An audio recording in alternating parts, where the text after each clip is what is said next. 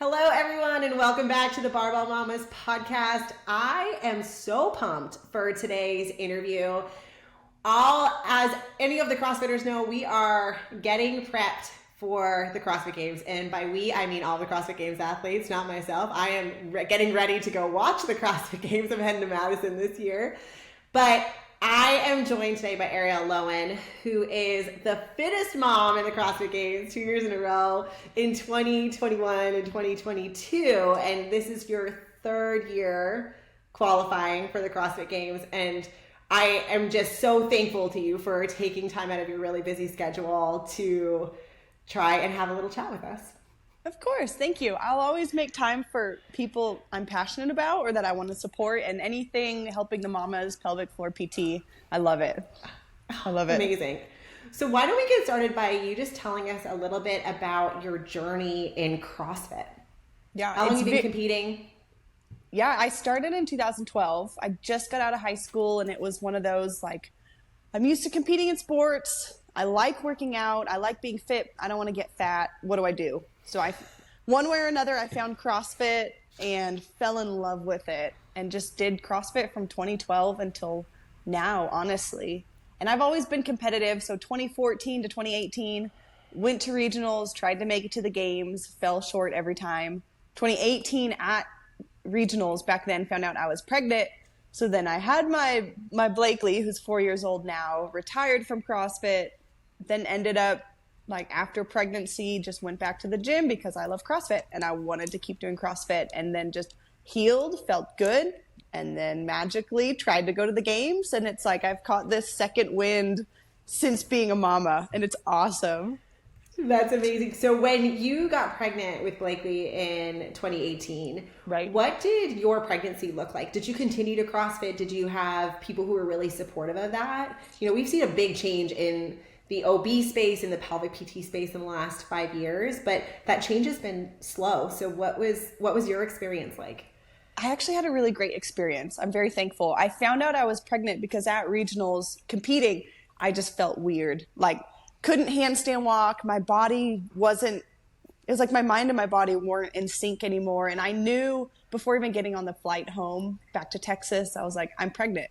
I don't even have to take a test. Like, my boobs felt funny. Everything just felt weird. And I probably took about a week off of CrossFit because I just had to process, okay, I'm not competing in CrossFit anymore. I'm not married yet. I'm about to have a baby. So it was just like a big explosion in my face all at once. And then after I got over my week of, like, moping around, I went back to the gym and would just do the daily class. And I didn't tell the coaches at CrossFit probably until I was about 3 months. And I kind of pulled them aside and was like, okay, I can't hide this anymore. Today the workout has handstand push-ups. I will not be doing handstand push-ups because I'm pregnant. And then from there, as the weeks went on, I just slowly scaled a little bit more. I stayed away from walking lunges. There were only a few movements that really hurt me. Walking lunges, just because of how the pelvic twists, running hurt me. And anything upside down, I just didn't do. But other than that, I was able to show up to the class and do the class workout in some capacity all the way up until the day I gave birth. Yeah, I think it's so interesting, and you kind of highlight on this, is that every person's pregnancy is different. Right. With my daughter, I was competing in weightlifting. And so doing, like, a heavy snatch balance, no problem. Like, you know, put weight over my head, like, fine. But by, like, 16 or 17 weeks when I tried to run, I was like, ooh, this just doesn't feel good for my body. But some runners, like, they're doing miles and miles up until they deliver because their body is so conditioned to it and it changes so gradually. Right. And so I think there isn't a right answer about when to start taking things out and what it's going to feel like for you. I totally agree. And I love that you said that because people will reach out or DM me and say, like, hey, what did it look like for you? And I'm like, take it with a grain of salt. You literally have to connect your mind and body and be able to say, like, okay, this hurts. I need to take a step back and it's okay.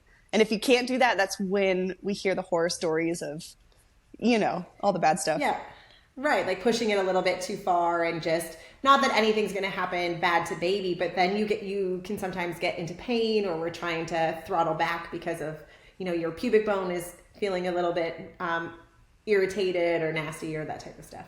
Right. But I did scale. In my opinion, I did. But I still had all the trolls saying, like, why would you do strict pull-ups? Like, not even kipping pull-ups. Why would you do strict pull-ups while you're pregnant?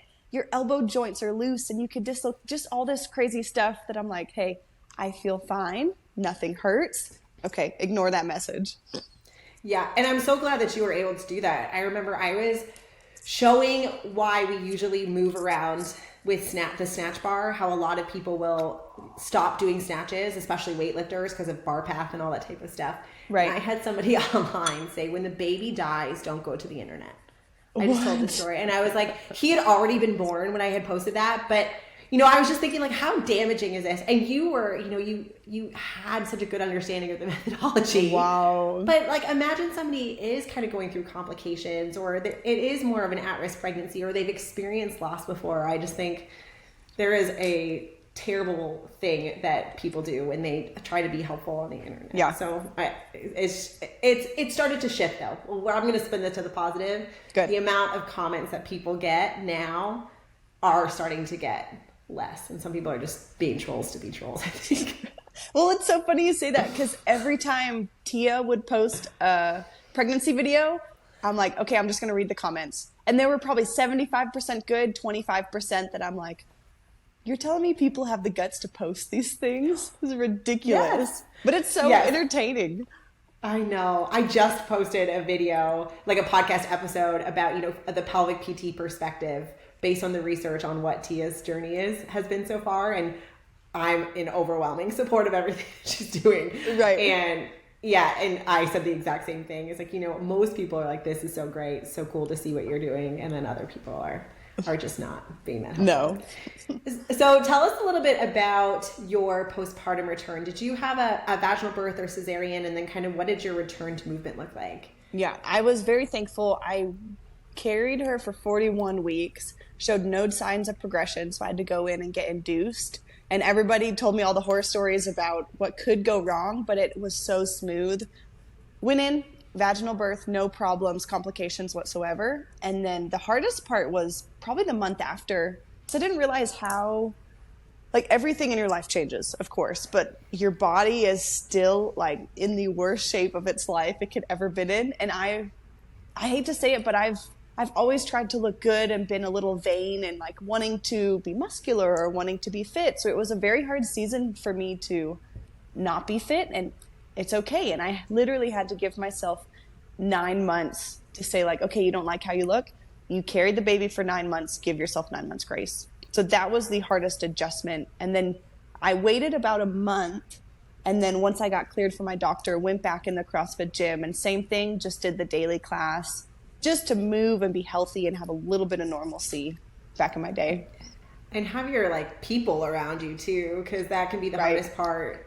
Yeah, I think a lot of athletes really feel that in that acute kind of early postpartum days, you are so used to feeling strong in your body, and then you deliver this baby and you're trying to recover postpartum, and it's, at least for me, it was the first time I'd ever felt vulnerable within my body, as if my body somehow could not meet some of the demands that I wanted to ask of it.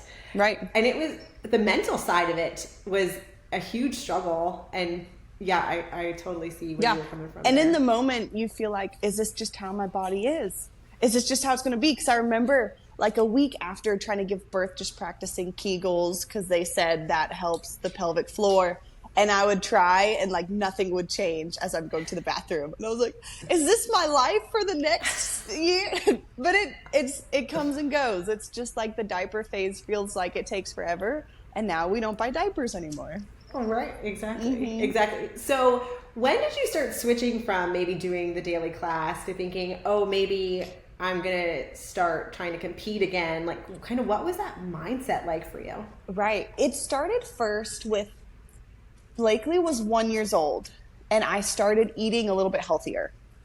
So it started for me first with nutrition, because I would, like, make cinnamon rolls at 10 p.m. at night for me and my husband, and then we would eat them. So I was like, okay, starting January 1st, like everybody says, we're just going to eat healthier. So I ate healthier, and once Blakely was about a year and a half, probably a little bit, almost 2, is when I actually was like, okay, I feel good in the gym, my nutrition's on point.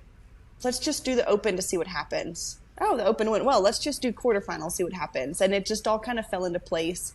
But it started first with like showing up, doing the daily class squad, healing mentally and physically, fixing nutrition. And then it was like all of it collided. And I was like, oh, I still got it. This is great.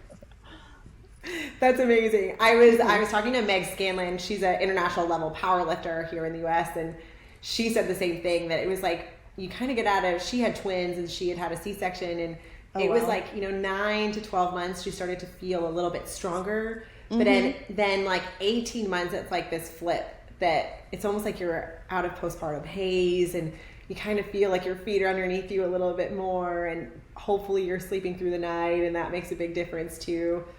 Did you nurse Blakely? Was there any differences when you were nursing versus not?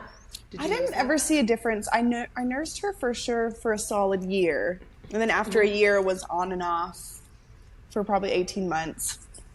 But I never saw a difference in fatigue or performance, but I also wasn't in the mindset of competing. In my head at this time, I was retired and a wife and a mother. So I wasn't even in tune with, okay, I don't feel great today. Let's cut this back. It was just like, hey, I'm tired. Okay, I woke up 3 times tonight, take care of Blakely. That's probably what it is. Yep.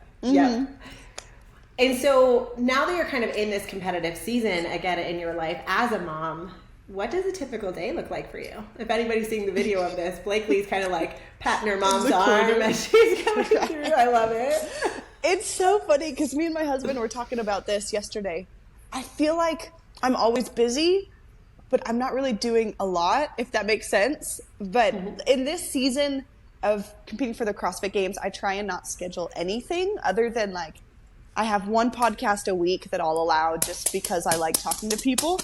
And so a normal day, I'm up at 8, make breakfast, and then I'll train from 11 to 2, have lunch, relax a little bit, do stuff around the house like laundry or cook, get dinner ready, and then I'll probably do an evening session around 7:30 to 8, and then eat at about 9 p.m. at night. So that's later training. It's a lot later training. Is that after Blakely's asleep? No, usually she's still awake. It's just I wait for my husband to get home from work, and sometimes he doesn't get home till 7:30 or 8 o'clock because it's no fun working out alone. No, yeah. But it's like, is that where Go ahead, sorry. Is that where most of your training in your garage? You have a beautiful garage gym that's got all decked out. Yeah, that's one thing that's changed from last season to this season is we have a garage gym.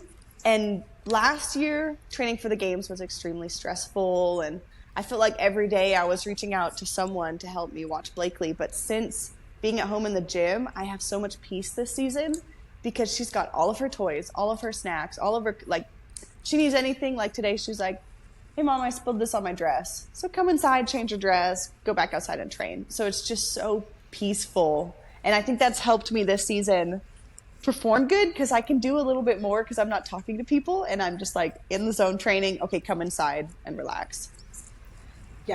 Yeah. So how do you think that being a mom has influenced your training?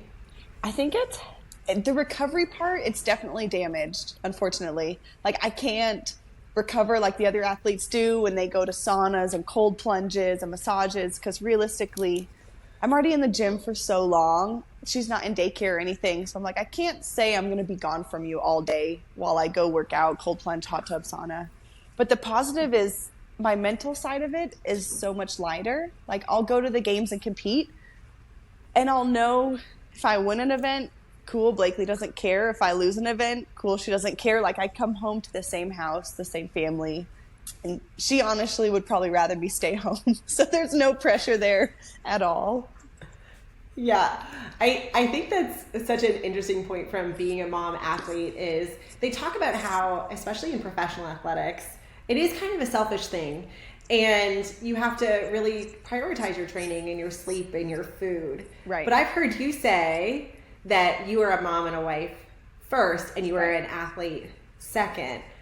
But on the flip side of that is you're probably pretty adaptable. They throw like, that event last year where it was raining and the legless rope climbs were out all of a sudden. You're like, okay, like, there's so many things in my day that just get shifted. I feel like that part would help. Exactly. And I love when they throw in the like random weird events, because people spend all day training for whatever comes their way. But at the end of the day, you're either fit or you're not. And you have 10 minutes on the floor to show if you can adapt or not. And that's motherhood. Yeah. So you practice that every single day, whether you're in game season or not. Exactly. But it's refreshing. It's every Thursday we go to gymnastics, and the ladies there are like, in 3 weeks you'll be at the games. What are you doing at gymnastics? And I'm like, it's called balance. Like, I have to get out and away from the gym and focus on something, not just myself, because it's a lot of selfish stuff. Yeah. So how is your pelvic floor recovery as you get into a lot of heavy loading? Did you ever experience any leaking or heaviness? How was your core rehab? Did you ever have any struggles like that? Do you continue to have struggles like that? And how do you manage that if you do? Yeah, good question. Whenever I first came back to CrossFit, I definitely wasn't trying to be competitive. So I definitely waited a long time to lift heavy. I probably waited 6 months before I tried even loading up heavy on back squat, just because I gradually did it. And I did Monday, Wednesday, Friday, I would follow a YouTube video of ab and pelvic floor exercises. So I would do that for 10 minutes and then go to the gym just to try and build up those muscles. The only time I'll like pee myself is if it's max squat clean and I'm like extremely under fatigue. But other than that, I don't have any issues with double unders, box jumps, running, anything normal that you'd see in the gym. I've never had to protect myself from peeing. I will say last year at the games, the back 9 event, which was just heavy yoke, heavy squat clean, heavy deadlift, I wore leggings intentionally because I was like, well, I already know what's going to happen, and I'm going to wear black leggings so nobody will see. Certain things that's like 99% of my max, it'll probably happen. But other than that, I'm very thankful. Not to mention that was like the 11th event that you had done that weekend. So your body's already super tired.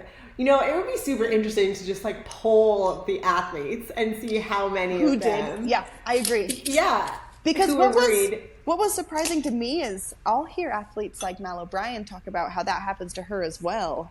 I'm like, you haven't even had a kid yet. I thought that only happened after a kiddo. Yes. So the research that we have right now from recreational athletes in CrossFit is that roughly 40 to 45% of female CrossFit athletes will leak with running, double unders, box jump, whether they've had kids or not. Really? And it's about 50% of power lifters and about 50% of weightlifters. And then those numbers are higher if you have had a vaginal delivery. Interesting. And so it is quite high in... It's not to say that we shouldn't be doing these movements, is that we need to be talking to our female athletes about their pelvic health and how to brace and how to move so that you're decreasing the likelihood that you are going to leak, and then trying to find the providers that are going to be able to help you get back to all those movements. I will say I'll be super vulnerable with you guys or whoever listens to the podcast. I never experienced any type of like that in the gym, thank goodness, other than at the games under super fatigue. But I got food poisoning 2 nights ago, and it's the first time I've had to throw up since giving birth. And I'm like, I can do so much in the gym, but throwing up, I felt like a dog, just like peeing all over the floor. I was like, this is so humiliating. It was ridiculous. Yep. When I had morning sickness with my second, that was the only time I experienced incontinence, was when I was throwing up. Really? And it's just because you're generating so much pressure. Right. And you're in this kind of curled position that absolutely, like, it's such a common time when individuals are and then you're also super tired because you're like... And I've never experienced that postpartum before. So that was a really eye-opening thing for me. I was like, maybe I need to do more pelvic floor stuff? I don't know. It was probably just an accumulation of like how much you were underfueled and all those types of things. Right. The other one was around COVID, is that individuals who had COVID, who had like, they were coughing all the time. They said that they'd never experienced pelvic issues before, but then they'd had a cough for 4 weeks, 5 weeks, and eventually their body had just gotten super tired and interesting they just hit this threshold. Yeah.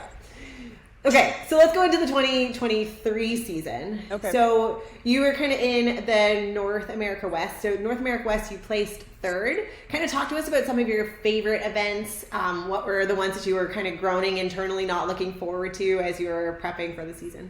Yeah, I was definitely looking forward to the second event with the ring muscle ups and burpee box jump overs. That one was fun. And I was also looking forward to Linda with the weightlifting because I've been working a lot on strength. I would say the weekend was a lot of fun, but I went into it with an elbow injury. I just overtrained, did a little bit too much when I should have rested and listened to my body. It was literally Monday. I walked to the gym. I expressed to my husband, my training partner, I was like, man, I am so fatigued today. I'm so tired of working hard. Like, my body needs a break. And it was kind of just like, okay, you either take a break or you do the workout. And I was like, I'll just do the workout. And then, of course, that day hurt my elbow. So I have 2 weeks to let it heal before semis. So same thing, I should have just listened to my body. So going into semis, each event, I didn't practice any of them because I honestly just let my elbow do nothing until... So each event was like, okay, let's see how this goes. And I was pleasantly surprised with how they went with no testing or no data or anything. But once I got past event 5, which was the 800-meter run and the max snatch, I had this weight off my chest. And I was like, okay, I can make it through the rest of the weekend. I can qualify, Lord willing, for the games. And it was fine. Yeah. Was that because you were worried about your elbow on the max? Yeah. I just had flashbacks of Brooke's elbow in my head. And I was like, oh, just be healthy.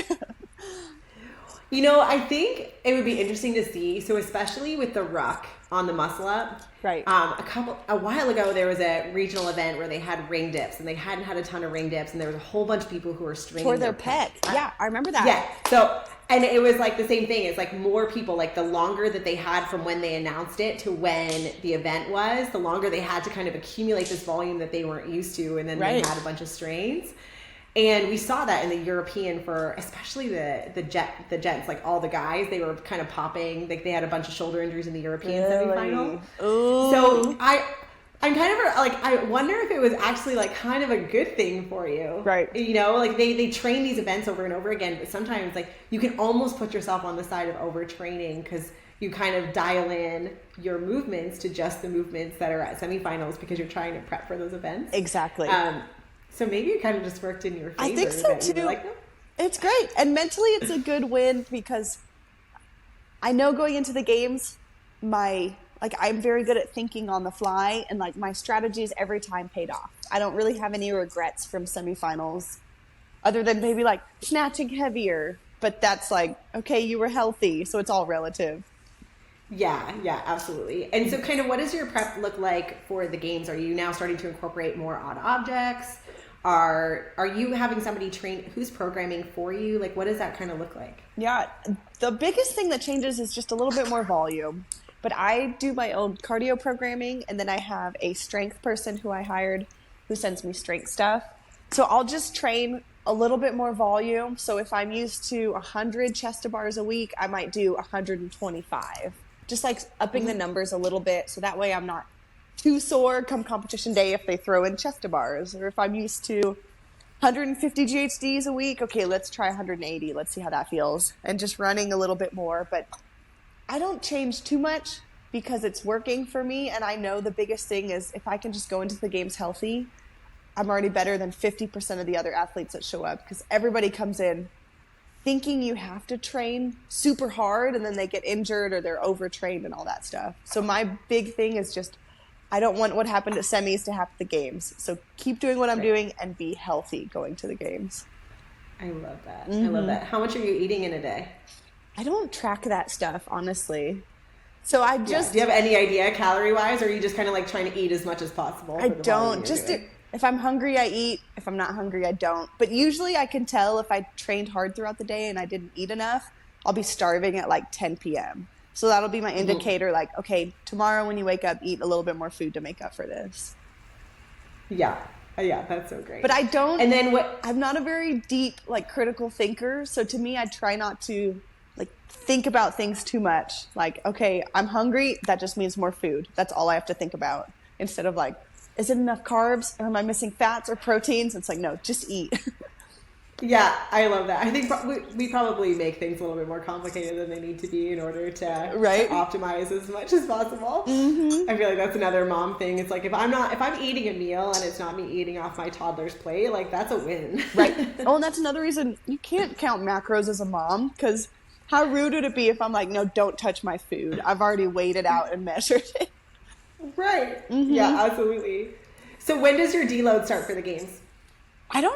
It might start in 2 weeks, but I just took a deload week last week, and I feel like it messed with me more mentally than anything. So I might do a deload, but it might look different than it did a week ago. So I'm still, same thing, I don't think too far ahead or think too deep. So I'll think about that week in 2 weeks. Right. So you'll kind of see how your body's feeling leading up to the game. Exactly. And down volume. Yeah. If I feel going into that week, I need to bring it down, I will. But they also want us in Madison like a week before the games. So I feel like that'll be a deload week in itself. Traveling. I think Monday we have athlete dinner and then orientation, just like all this scheduled stuff. Yeah, so you're leaving for Madison on the 30th of July. Yeah, very soon. Yeah. That's very soon. That's 2 weeks from now. I know. So I'm like, okay, just stay healthy. And that's all I can do. Yeah. Is your family coming with you, or are you going solo? My husband's coming, and my sister and her family's coming. And then a few friends are coming, but we did bring my mom and Blakely last year, and it's just not a place for kids. So it was great to have her there, but it added more stress than it should have. So I was like, we're not going to do that this year. They're going to go to a water park. She'll be with my mom. So they're going to have way more fun. Yeah. Yeah. And then you can also focus on keeping you healthy. Exactly. Because every day I'd wake up and she'd say, Mom, are you done yet? Like, can you stop competing? And I'm like, you don't understand. This is like 4 days out of the year. That's just about me and this CrossFit thing. Yeah. Blakely, your mom's a CrossFit Olympian and you just don't know it yet. And she's like, can you stop? This is boring. And I'm like, you don't understand. This is cool. I'm a cool mom. I love it. I love it. She'll get it one day and she'll be like, wow, my mom was so cool. Exactly. I just didn't know it at the time. Right.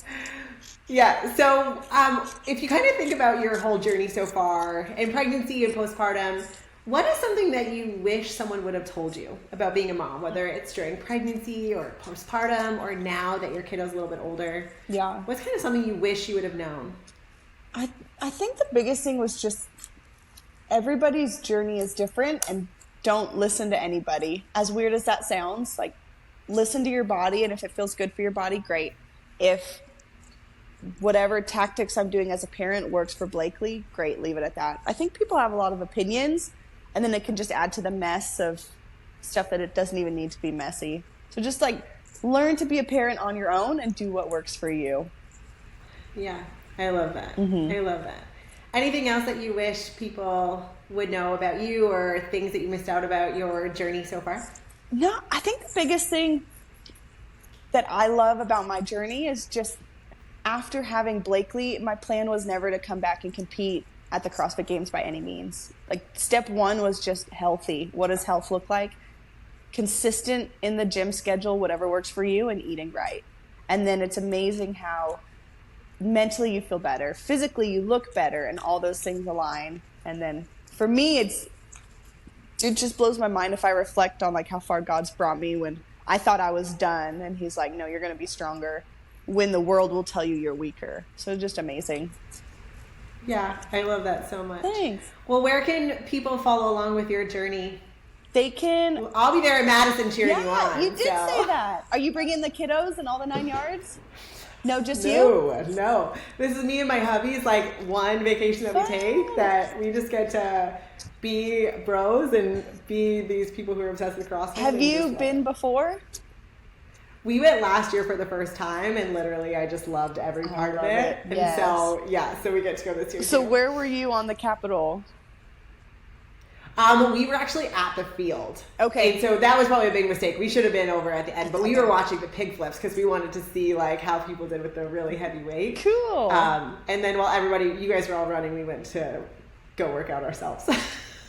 I like it. Cool. Well, I'll see you there. Yeah. Hopefully I'll run into you at some point throughout the weekend. Yeah. Would love that. So how do people follow your journey? Where do they see you? I'd say the best place is Instagram. It's Arielle Arm. Mm-hmm. My maiden name was Armstrong, so I had Arielle Arm, and I just kept it. I love it.